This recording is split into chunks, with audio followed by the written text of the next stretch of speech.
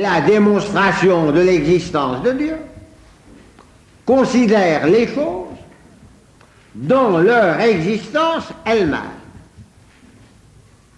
dans le fait même qu'elles existent. Ce qui revient à dire que la démonstration de l'existence de Dieu appartient au troisième degré d'abstraction, au degré d'abstraction métaphysique, qui est celui qui considère les choses dans le fait même de leur existence. Et par conséquent, la démonstration de l'existence de Dieu est un raisonnement qui appartient au domaine de la métaphysique. Et ceci vous explique pourquoi tant de nos contemporains ne réussissent pas à comprendre la démonstration de l'existence de Dieu. C'est parce qu'ils sont habitués à raisonner aux deux premiers degrés d'abstraction, à celui des sciences expérimentales ou à celui des mathématiques. Or, on ne peut pas démontrer l'existence de Dieu sur le plan des sciences expérimentales qui considèrent l'enchaînement et la succession des phénomènes sensibles, car Dieu ne fait pas partie de cet enchaînement et de cette succession et n'y intervient pas. Et on ne peut pas démontrer l'existence de Dieu sur le terrain des sciences mathématiques, c'est-à-dire des sciences de la quantité, car Dieu n'est pas une quantité, elle ne peut pas être le résultat d'un calcul. Pour comprendre la démonstration de l'existence de Dieu, il faut situer l'application de son intelligence en considérant les choses dans leur existence elle-même, dans le fait même qu'elles existent. Peut-être allez-vous me dire, mais alors, s'il faut être un métaphysicien pour comprendre la démonstration de l'existence de Dieu, cette démonstration n'est pas bien intéressante. Eh bien, nous verrons tout à l'heure que la démonstration de l'existence de Dieu est accessible au simple bon sens quand il n'a pas été déformé par de fausses philosophies. Car le bon sens est spontanément métaphysicien, spontanément, il considère les choses dans leur existence. Mais il faudra bien sûr avoir recours à la métaphysique pour donner une formulation tout à fait précise et rigoureuse à la démonstration de l'existence de Dieu. Alors, il résulte de ce que je vous ai dit que tout le problème va être de démontrer que les êtres de ce monde n'ont pas par eux-mêmes l'existence. Et cela, il y a différentes manières de le démontrer, et c'est cela qui fait la diversité des preuves valables de l'existence de Dieu. Parmi les différentes manières de démontrer que les êtres de ce monde n'ont pas par eux-mêmes l'existence, je vais en choisir deux qui me paraissent les plus simples, les plus précises et les plus rigoureuses. La première s'appuie sur un fait d'expérience courante dont nous avons déjà parlé à plusieurs reprises, le fait du changement. Le fait qu'en ce monde tout change. Le changement, cela veut dire que ce qui existait hier n'existe plus aujourd'hui et que ce qui existe aujourd'hui n'existait pas hier. Autrement dit, cela veut dire que tous les êtres actuellement existants ont commencé. Qu'aucun d'eux n'a toujours existé. Faites bien attention à ce que je vous demande d'admettre. Je ne vous demande pas d'admettre que l'univers dans son ensemble a commencé. Cela, pour l'instant, je n'en sais rien. Je le crois parce que je suis chrétien et que c'est dit par la Bible. Mais je n'ai absolument pas besoin, pour la démonstration de l'existence de Dieu, de savoir si l'univers a eu ou non un commencement. La démonstration de l'existence de Dieu demeurerait absolument la même dans l'hypothèse d'un univers sans commencement. Donc, ce que pour l'instant je vous demande d'admettre, ce n'est pas que l'univers dans son ensemble a commencé, mais c'est que chacun des êtres actuellement existants a commencé, ce qui est tellement évident que personne ne songera à le nier. Par exemple, vous et moi, nous avons tous commencé. Il y a 100 ans, aucun de nous n'existait.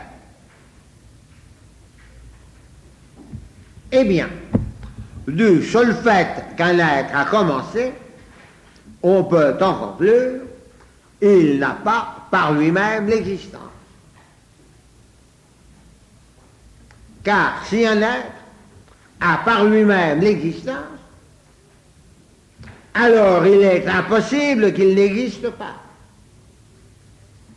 Il existe nécessairement, et par conséquent, il existe toujours. Par exemple, il y a 100 ans, je n'existais pas. Eh bien, ça prouve qu'il est possible que je n'existe pas. Il est possible que j'existe, c'est ce qui a lieu en ce moment. Mais il est possible que je n'existe pas, c'est ce qui avait lieu il y a 100 ans ou il y a 200 ans.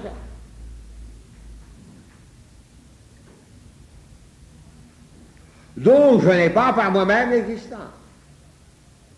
Car si j'avais par moi-même l'existence, il serait impossible que je n'existe pas. Ce qu'on soit d'un autre, on peut l'avoir ou ne pas l'avoir. Ce qu'on a par soi-même, il est impossible qu'on en soit privé.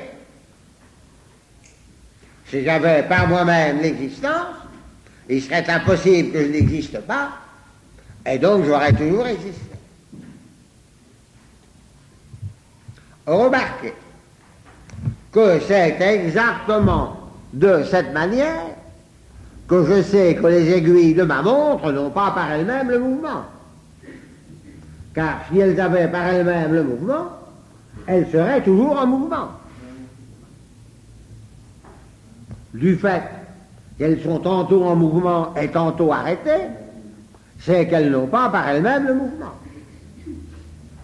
Et c'est exactement de la même manière que je sais que le sable du désert n'a pas par lui-même la forme des pas. Car s'il l'avait par lui-même, il l'aurait partout et toujours. Du moment qu'il ne l'a pas partout et toujours, c'est qu'il ne l'a pas par lui-même.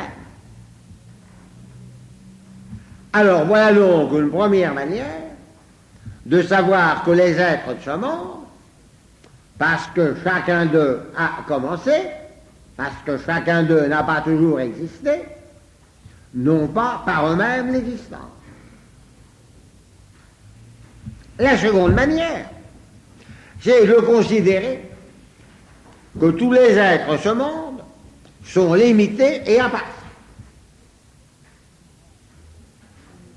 Or, du seul fait qu'un être est limité, on peut en conclure qu'il n'a pas par lui-même l'existence. Car ce qu'on reçoit d'un autre, on peut le recevoir plus ou moins, mais ce qu'on a par soi-même ne peut pas être limité. Rien ne peut le limiter. Si donc un être a par lui-même l'existence, Il est infini et parfait, rien ne limite son existence. Du seul fait qu'un être est limité, il faut en conclure, il n'a pas par lui-même l'existence. Alors, nous venons donc de démontrer que les êtres de ce monde n'ont pas par eux-mêmes l'existence, et par conséquent, nous pouvons raisonner.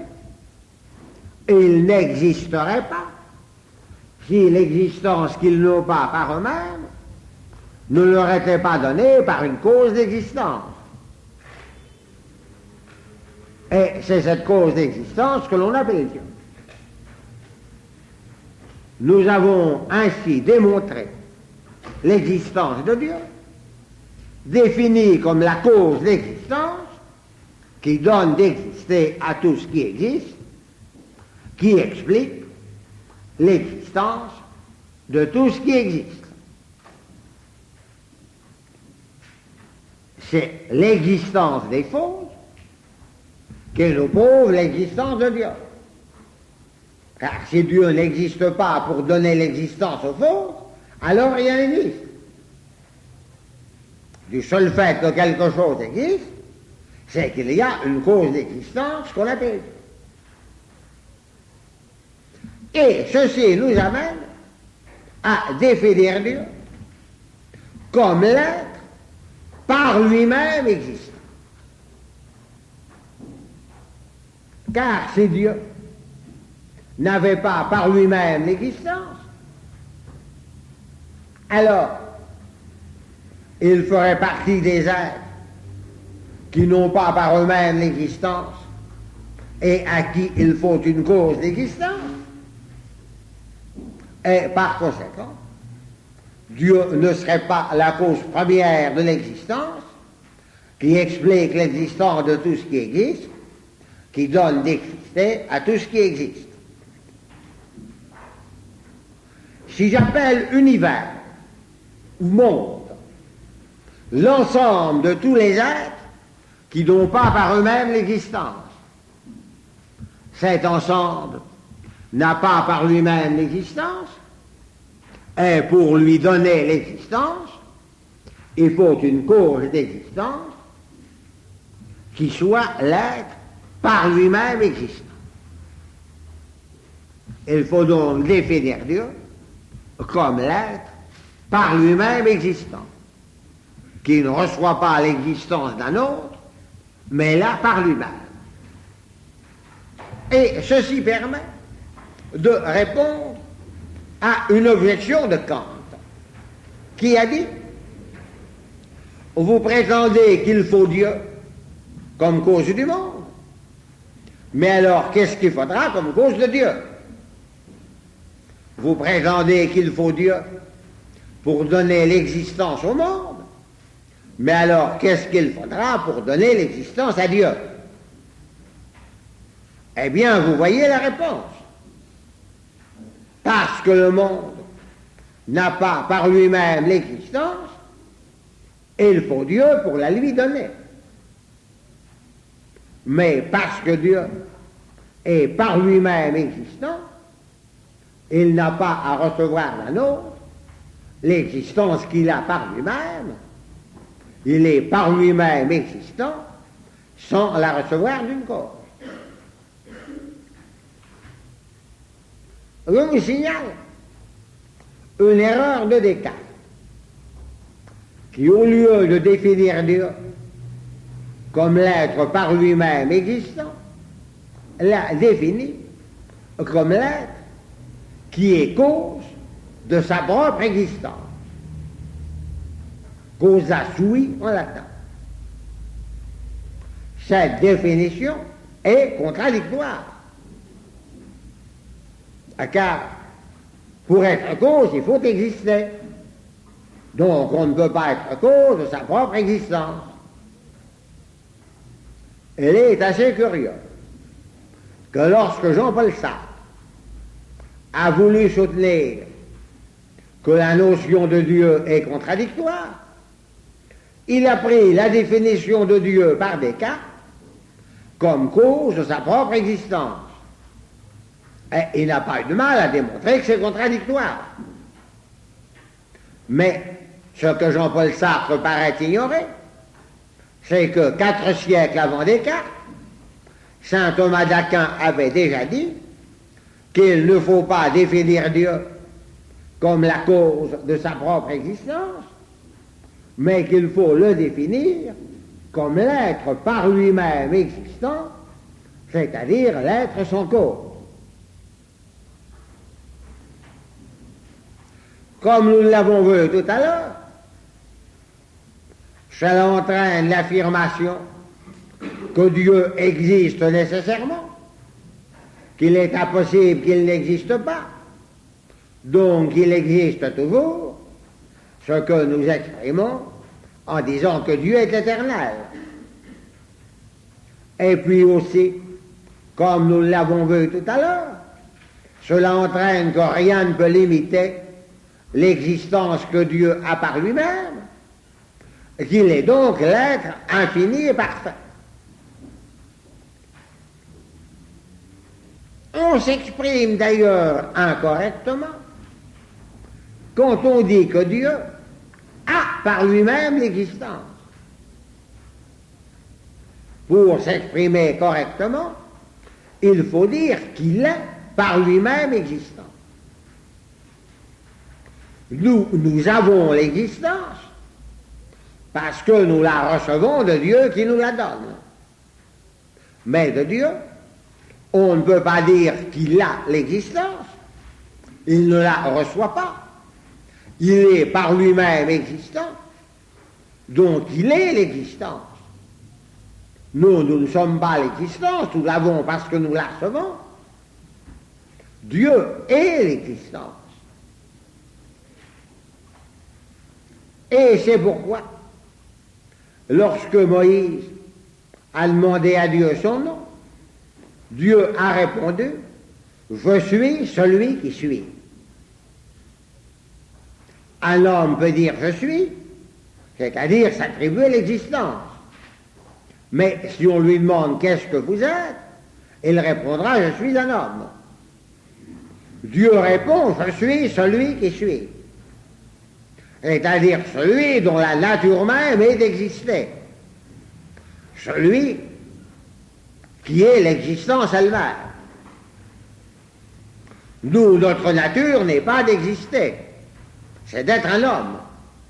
Et cette nature humaine reçoit l'existence de Dieu.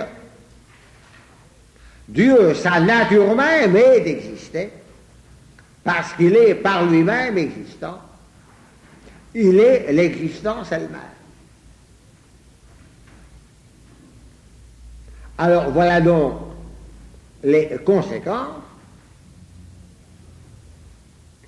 de la définition de Dieu comme l'être par lui-même existant.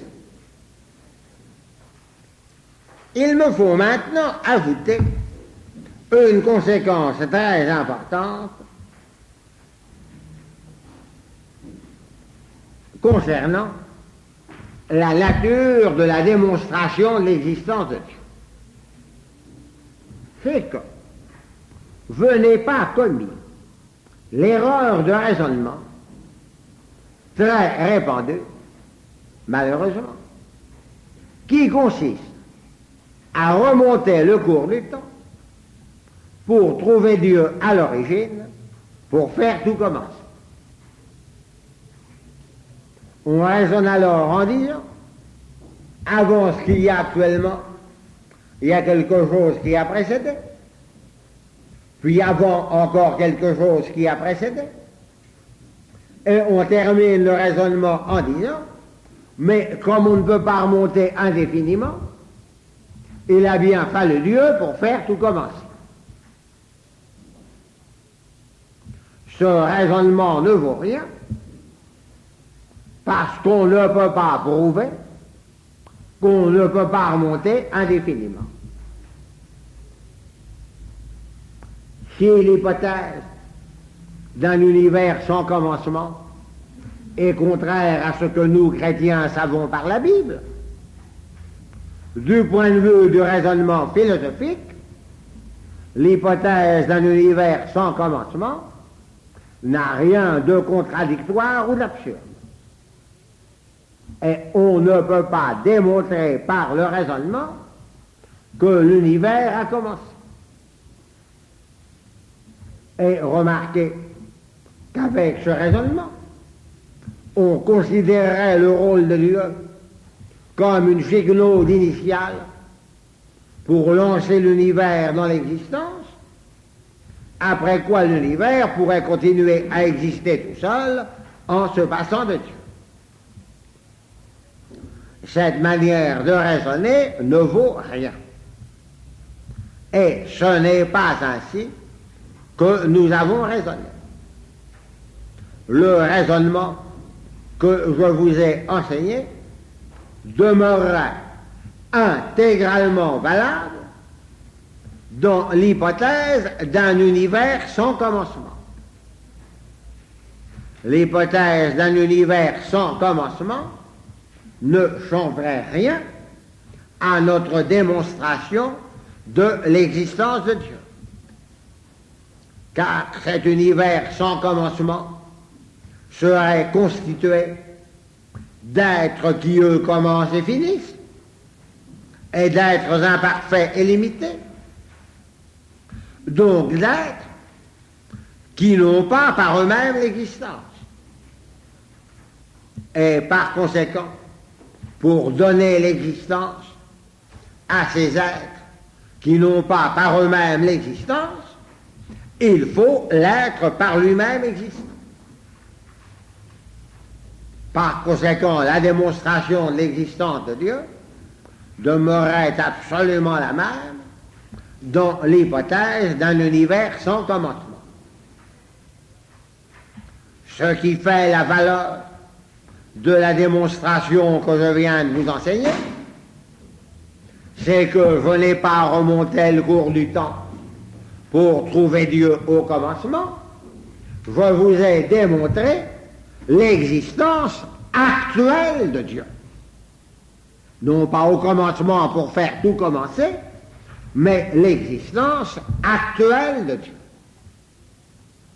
Car je vais considérer les êtres actuellement existants, je vais démontrer qu'ils n'ont pas par eux-mêmes l'existence, donc qu'ils n'existeraient pas actuellement si l'existence qu'ils n'ont pas par eux-mêmes ne leur était pas actuellement donnée par l'être par lui-même existant. Et nous avons donc démontré l'existence actuelle de l'être par lui-même existant. Nous avons démontré que si Dieu n'existe pas, alors rien n'existe. Car rien ne peut exister qu'en recevant l'existence de l'être par lui-même existant. Mais pour comprendre cela, il faut bien comprendre que c'est une démonstration métaphysique qui considère les choses dans le fait de leur existence. Et on ne peut pas comprendre cela si l'on se situe soit au premier degré d'abstraction sur le terrain des sciences expérimentales, soit au second degré sur le terrain mathématique. Au premier degré d'abstraction, sur le terrain des sciences expérimentales, on considère l'enchaînement et la succession des phénomènes sensibles. Alors, on ne pourrait raisonner qu'en disant, avant les phénomènes actuels, il y a eu des phénomènes précédents.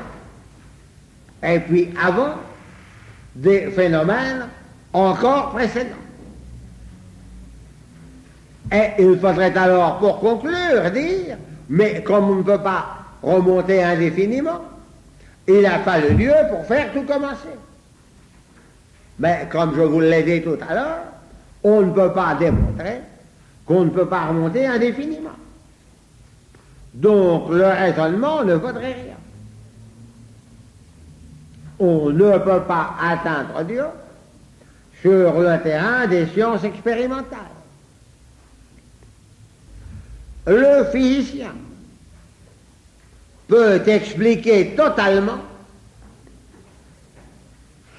ce que j'appellerais le fonctionnement de l'univers, c'est-à-dire la manière dont les phénomènes s'y succèdent et s'y enchaînent, sans jamais trouver Dieu qui n'y intervient pas. Pour le physicien, tant qu'il raisonne un physicien, tout se passe comme si Dieu n'existait pas.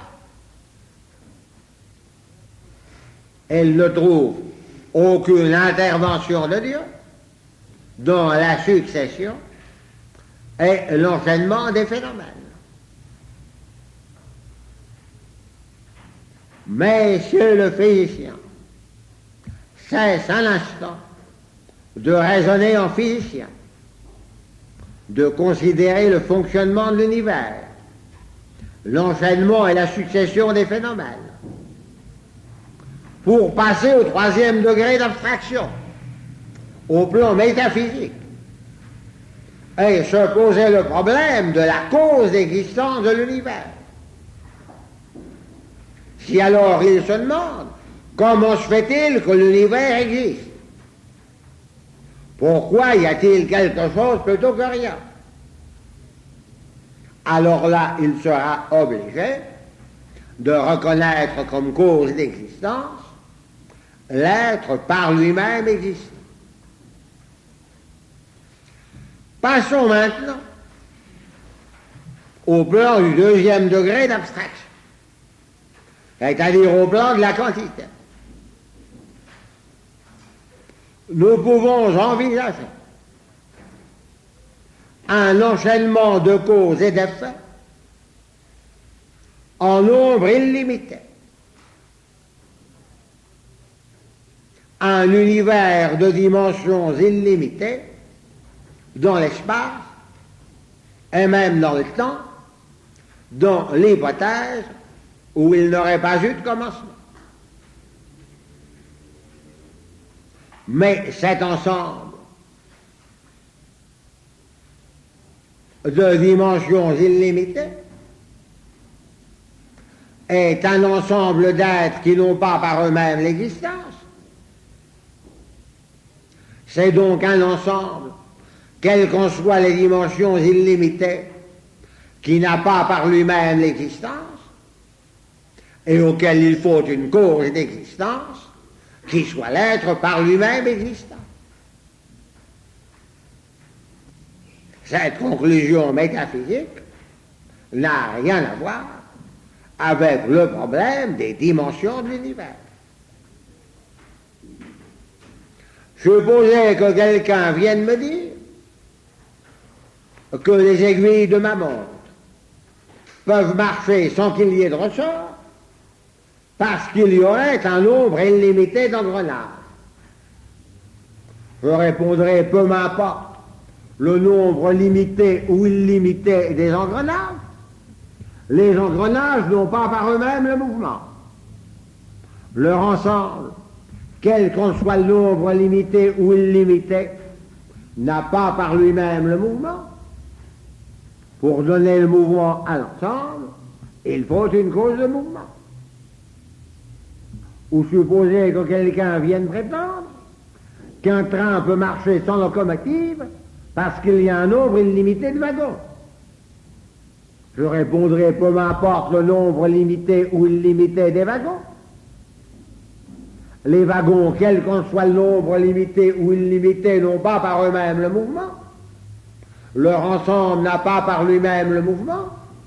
Pour donner le mouvement à l'ensemble, il faut une cause de mouvement qui est la locomotive.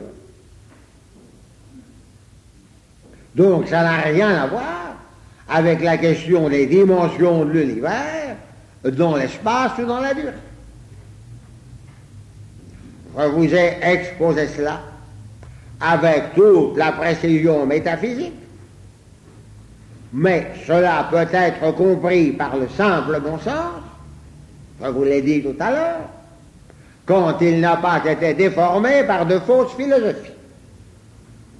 Et ça peut même être compris par un enfant. Pour vous en apporter la preuve, je vais vous citer une réplique d'un garçon de 9 ans dont je vous garantis l'authenticité. Ce garçon de 9 ans avait entrepris de discuter avec un athée. Et il lui dit, « Mais monsieur, si Dieu n'existe pas, qui a fait le monde ?» Ça, c'est à peu près ce qu'aurait pu dire tout bon élève du catéchisme. L'athée lui répond, comme ils font souvent, « Mon petit ami, le monde a toujours existé. » Et le gosse de 9 ans lui rétorque alors du tac au tac, « Mais monsieur, je ne vous ai pas demandé l'âge du monde, je vous ai demandé qui a fait le monde. » C'était dit dans son vocabulaire d'enfant.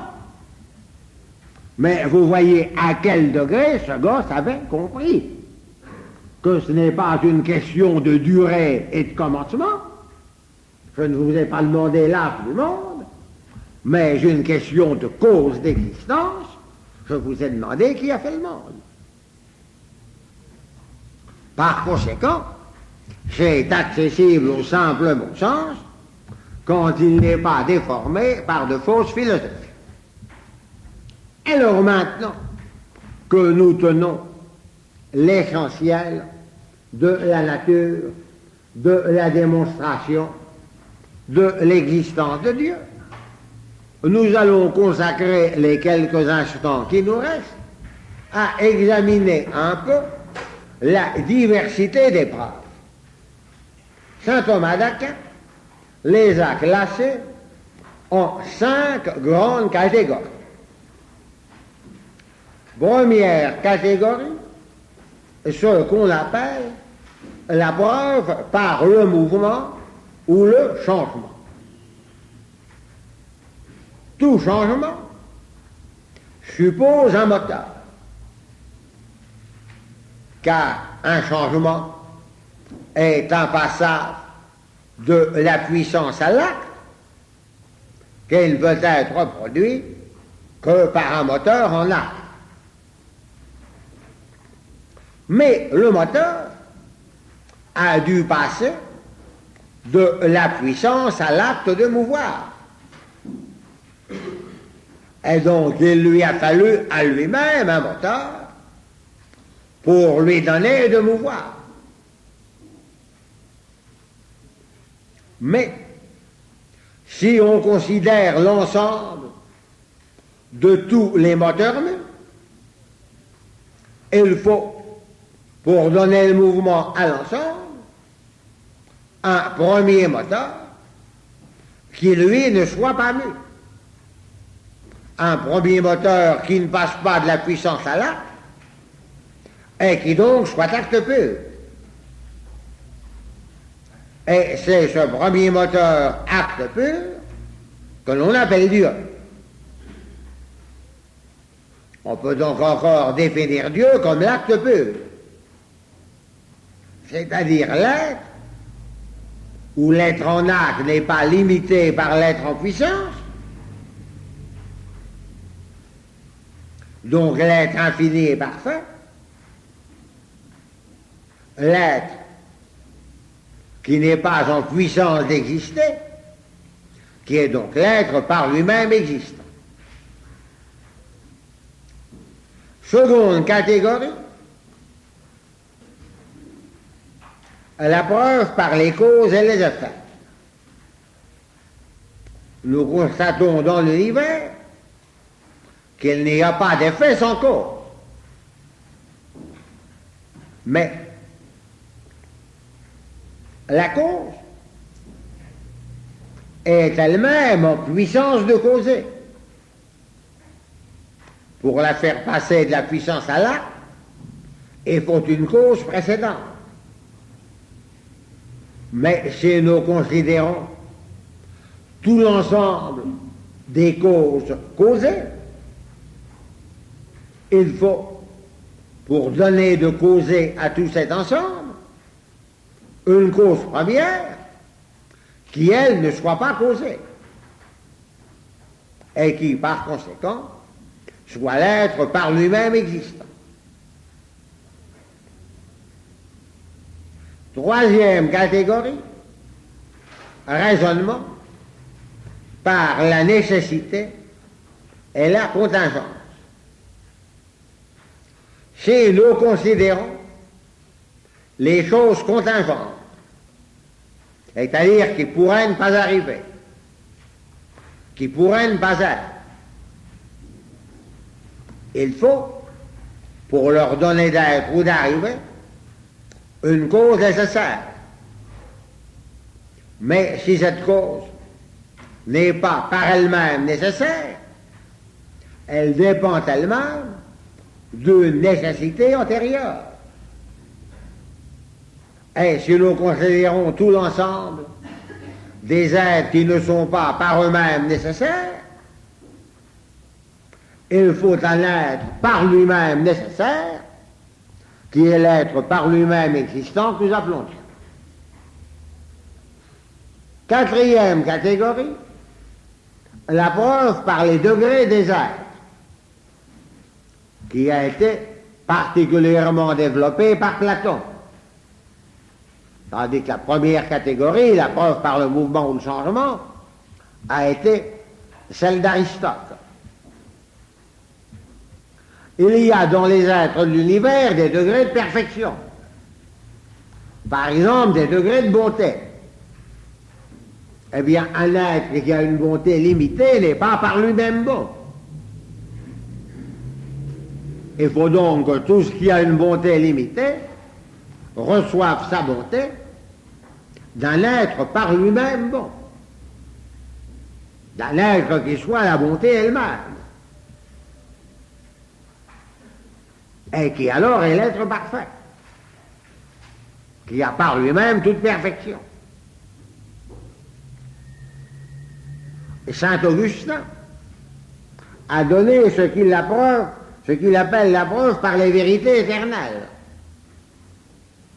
Et il y a des vérités, par exemple que 2 et 2 font 4, qui seraient vraies, même s'il n'y avait aucune intelligence de créature pour les connaître.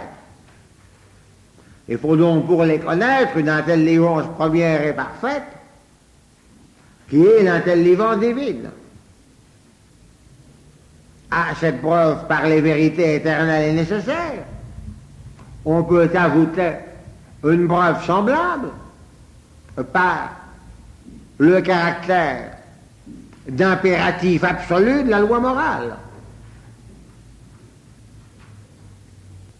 Pour donner à la loi morale son caractère d'impératif absolu, il faut un bien absolu en fonction duquel elle existe.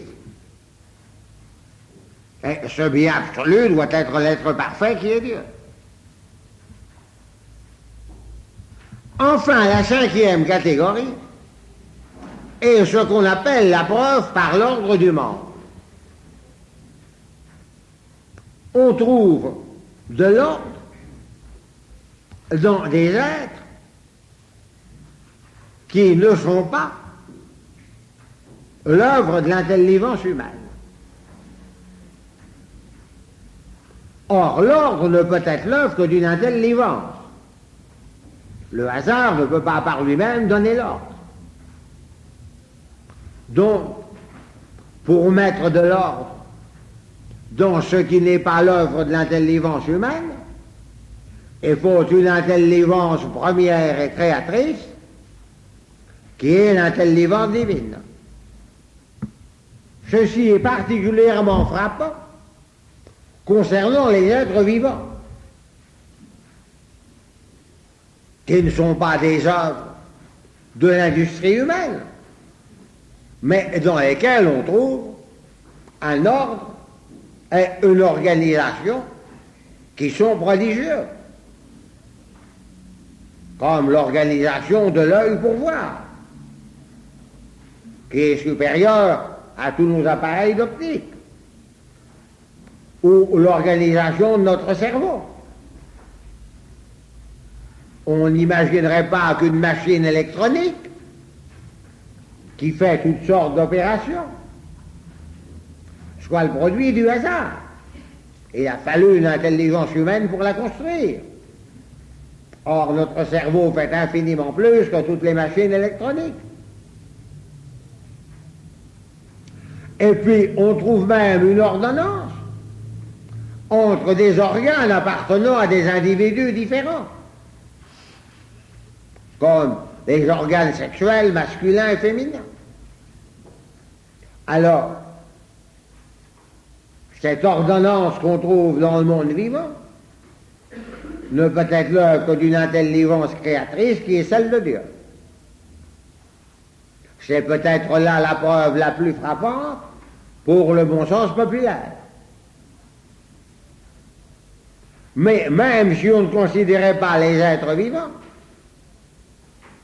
si on ne considérait que l'univers inanimé, la physique constate qu'il fonctionne selon des lois qu'il suit immanquablement. Il y a donc une ordonnance dans le fonctionnement de l'univers qui ne peut être l'œuvre que d'une intelligence créatrice. C'est ce raisonnement qui avait convaincu de l'existence de Dieu, comme je vous le disais en commençant, Einstein, le plus grand physicien de notre siècle, le père de toute la physique contemporaine. Einstein affirmait l'existence de Dieu en faisant le raisonnement suivant. Quand j'étudie l'univers, disait-il, je constate qu'il fonctionne selon des lois mathématiques extrêmement compliquées, que mon intelligence humaine a beaucoup de mal à découvrir et à formuler.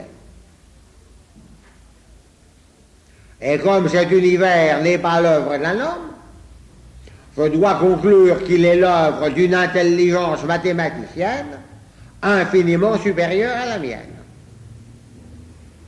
Et c'est cela qui avait convaincu Einstein de l'existence de Dieu. Alors voilà donc les différentes catégories entre lesquelles on peut répartir les preuves de l'existence de Dieu.